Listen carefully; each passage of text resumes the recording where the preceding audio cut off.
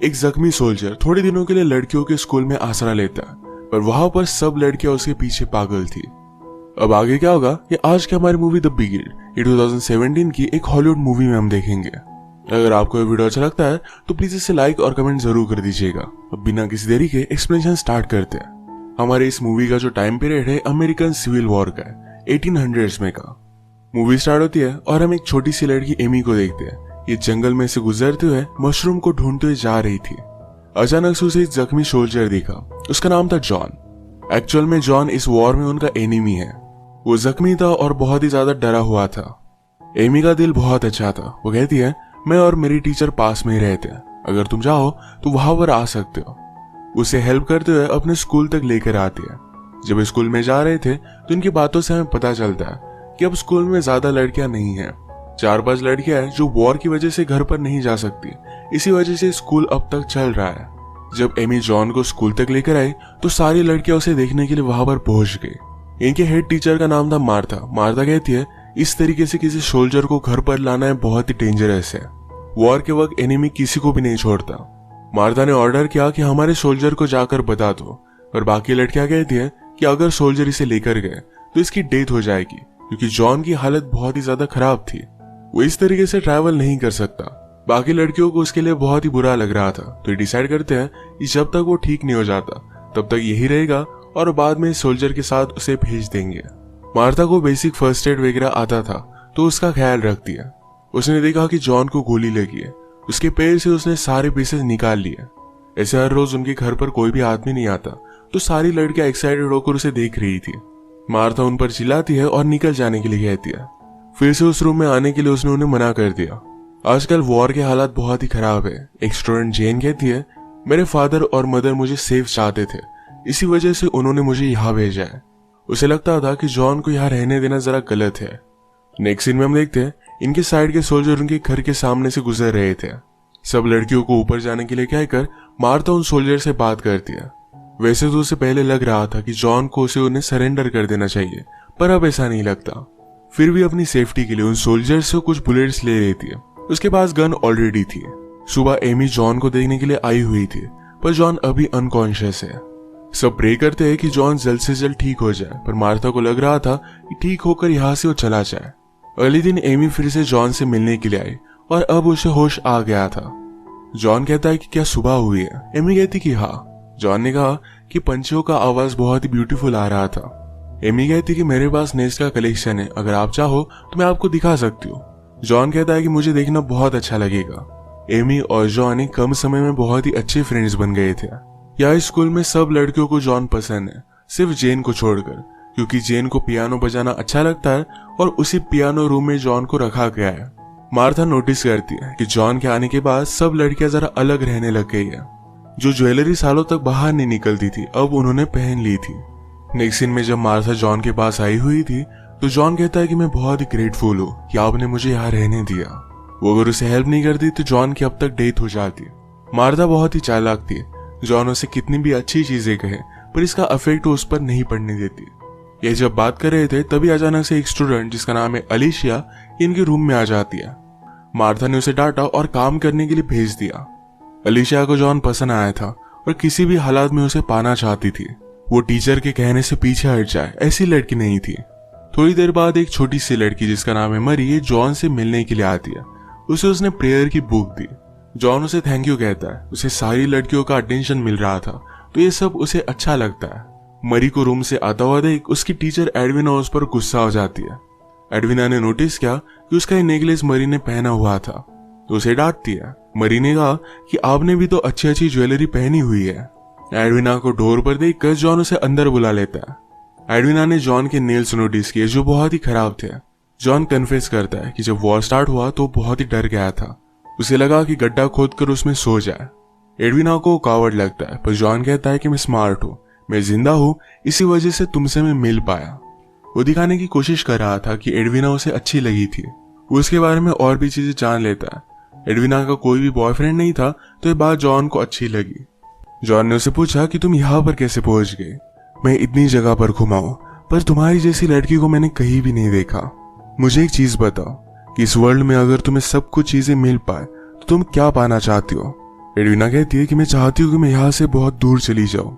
इसके बाद वो यहाँ से चली गई। रात में जब सब लड़कियां प्रेयर कर रही थी तो एलिशिया बहाना बनाकर जॉन के रूम में आ जाती है। उसके पास आकर उसने उसे किस कर लिया। जॉन ने भी नींद में उसे नोटिस किया था। रात में डिनर करते वक्त मार्था सब लड़कियों से पूछती है कि हमारे बीच एक सोल्जर रह रहा है, आप इससे क्या सीखी हो? एलिशिया कहती है, मैंने सीखा कि सिर्फ हमारे लाइसेंस के अलावा दुनिया में बहुत सारी चीजें हैं। मार्था उसे समझाती कि तुम्हारी एज में सिर्फ तुम्हें लेसन पर ही ध्यान देना चाहिए। एडविना को जॉन के बारे में लगता था कि वो बहुत ही अंडरस्टैंडिंग है, उसे वो सही तरीके से समझ सकता है। सब रियलाइज करती है कि जॉन को अपने रूम में सबसे दूर बहुत ही अकेला लग रहा होगा। सब जाकर उसे मिलकर आती है। जेन ने उसके लिए पियानो बजाया, उसे ये सब बहुत अच्छा लगता है। अचानक इनके डोर पर नॉक आता है। सब लोग बहुत ही डर गए थे। मार्था को लग रहा था शायद ये एनिमी है, तो सबको उन्होंने कहा कि अगर ये एनिमी होंगे तो 3 बार वो नॉक करेगी। सब यहाँ से भागकर जंगल में चले जाएंगे। अगर पॉसिबल हो पाया तो वहीं पर वो मिलने वाले थे। मार्था जाकर डोर खोलती है तो उनकी साइड के वो सोल्जर्स थे। उसने फिर उन्हें किचन में बिठाया। सोल्जर के बारे में रूम में आकर वो सबको बता देती है। मार्था को लग रहा था कि जॉन को सोल्जर्स को दे देना चाहिए, पर बाकी लड़कियां कहती है कि जॉन का लेग अभी इंजर्ड है। अगर ऐसे ही वो ट्रैवल करता है तो अपना लेग वो लूज कर सकता है। उसके जान का भी खतरा है। शायद वो लोग उसे लेकर नहीं जाएंगे, रास्ते में मार डालेंगे। उन्हें उनके लिए बुरा लग रहा था, तो सब मिलकर डिसाइड करते हैं कि जब तक जॉन ठीक नहीं हो जाता तब तक उसका ख्याल रखेंगे। जॉन इन सारी चीजों के लिए ग्रेटफुल था। जाते जाते मार्था जॉन से पूछती है, क्या हम ड्रिंक ले सकते हैं? तो जॉन को अच्छा लगता है। जॉन ने मार्था से पूछा, क्या वॉर में आपका अपना कोई था? मार्था इसका आंसर नहीं देती। जॉन कन्फेस करता है कि सिर्फ पैसों के लिए उसने वॉर ज्वाइन की थी। मार्था इस बात को समझती है कि वॉर में बहुत सारे लोगों ने ऐसी चीजें की है जो कभी भी नॉर्मली नहीं करते। आजकल टाइम ही बहुत ही खराब था। अब हम देखते हैं कि कुछ दिन बीत गए थे। जॉन एक सपोर्ट की मदद से चल सकता था। एमी उसे हेल्प करती है और जरा बाहर आते हैं।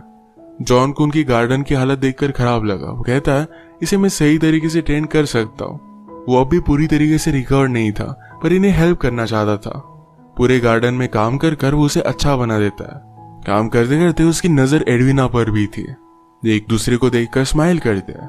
अगले दिन जब वो फिर से काम कर रहा था तो मार्था उसके पास आई। कहती है, तुम अब अच्छी तरीके से ठीक हो चुके हो। इस वीक के एंड तक वो जॉन को यहाँ से जाने के लिए कहती है। जॉन ने मार्था से कहा कि अब वॉर ऑलमोस्ट खत्म हो चुकी है, आपको अच्छे मालिक की जरूरत पड़ेगी, तुम यहाँ रह सकता हो। मार्था इस बात से मना कर देती है। सब लड़कियों को जब पता चला कि जॉन यहाँ से जाने वाला है तो उन्हें बहुत बुरा लगता है। एडविना फिर उसे मिलने के लिए आई। जॉन उसे कहता है, तुमसे मिलना मैं मिस कर रहा था। तुम्हें पता नहीं कि तुम कितनी ब्यूटीफुल हो। मैं तुमसे बहुत प्यार करता हूँ। एडविना कहती कि अगर तुम सीरियस नहीं हो तो ऐसी चीजें मत कहा करो। जॉन कहता है कि ऐसा नहीं है, फर्स्ट टाइम मैंने तुम्हें देखा था तभी मुझे तुमसे प्यार हो गया था। अब मेरे पास चॉइस नहीं है, शायद मुझे अब यहाँ से जाना पड़ेगा, इसीलिए मैं तुमसे बात कर रहा हूँ। मैं इस वॉर से अब तंग आ चुका हूँ। एडविना कहती कि वेस्ट में मेरे फादर रहते हैं, वो तुम्हें हेल्प कर सकते हैं। जॉन ने कहा कि तुम भी मेरे साथ चलो। तभी एक लड़की आकर इन्हें डिनर के लिए इनवाइट कर दिया। डिनर के वक्त सब लड़कियां बहुत अच्छे से रेडी हो गई थी। एलिशिया ने जॉन के लिए एक बहुत ही अच्छा सा पाई बनाया था। ये उसके लिए म्यूजिक भी प्ले करते हैं। चांस मिलने पर जॉन और एडविना दोनों डांस करने वाले थे, पर इन्हें मार्था ने इंटरप्ट कर दिया। बात करते करते जॉन फिर से मार्था से कहता है कि मैं यहाँ माली बनकर रह सकता हूँ, पर मार्था ने उसे मना कर दिया। सब लोग डिनर के बाद चले गए। मार्था और जॉन ये दोनों एक दूसरे के करीब आ गए थे, पर ऊपर से एक लड़की चिल्लाती है और ये दोनों इंटीमेट नहीं हो पाए। रात में एडविना को लग रहा था कि जॉन उसके पास आएगा, पर एलिशिया के रूम से उसने कुछ आवाज सुनी। उसने जाकर देखा तो जॉन और एलिशिया इंटीमेट हो रहे थे। जॉन जल्दी से उसके पास आकर उसे समझाने की कोशिश करता है, पर एडविना कुछ भी समझना नहीं चाहती थी। वो इस फाइट में उसे पुश करती है और जॉन स्टेज से नीचे गिर गया। सब लोग वहां पर पहुंच गए। मार्था पूछती है कि हुआ क्या। एलिशिया कहती है, जॉन ने मुझ पर हमला किया था। एडविना भी बहुत रो रही थी। मार्था जब जॉन का पैर देखती है तो बहुत ही ज्यादा इंजर्ड हो चुका है। उसे बहुत ज्यादा खून बह रहा था। अगर ऐसा कंटिन्यू हुआ तो उसकी डेथ हो जाएगी। उसके पास कोई भी ऑप्शन नहीं था। वो कहती कि मुझे पैर काटना पड़ेगा। जॉन को जब होश आता है तो बहुत ही ज्यादा रोने लग गया। एडविना उसे दिखने के लिए आई। जॉन कहता है, तुमने मुझसे बदला लिया है। मैं तुम्हारे और मार्था के रूम में नहीं आया, इसी वजह से तुमने एक कट कर दिया। वो डिस्कस करती कि उन्होंने अगर जॉन को जाने दिया तुमने फ्रेंड्स को वापस लाकर उनसे वो बदला लेगा। डर कर जॉन को उन्होंने बांध दिया था। जब एलिशिया उसे मिलने के लिए आई तो जॉन उसे कहता है कि जाकर मार्था के हाथ से कीज लेकर आओ। वो जब मानती नहीं तो उसके हेयर्स को पकड़ लेता है। उसने फिर उसे फ्री कर दिया। जब जॉन के रूम के हाथ से जेन गुजर रही थी तो उसे कहता है कि शायद सब लोग मेरे खिलाफ है, उन्हें मेरे बारे में जरा अच्छी चीजें कहो। अब उसका क्या किया जाए इसके बारे में सब लोग जब डिस्कस कर रहे थे तो जॉन अचानक से गन लेकर नीचे आ जाता है। सब डर गई थी। वो उसे निकल जाने के लिए कहते हैं और जॉन कहता है कि जब मुझे अच्छा लगे तभी मैं यहाँ से जाऊंगा। एमी कहती कि प्लीज चिल्लाओ मत, मेरा टर्टल डर रहा है। जॉन ने एमी का टर्टल लेकर भी उसे फेंक दिया। वो उनकी फ्रेंडशिप को भी भूल चुका था।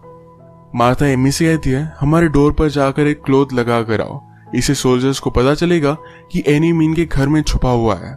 ये करने के लिए एमी गई पर जॉन ने ये देख लिया। वो जाकर उसे पकड़ लेता है।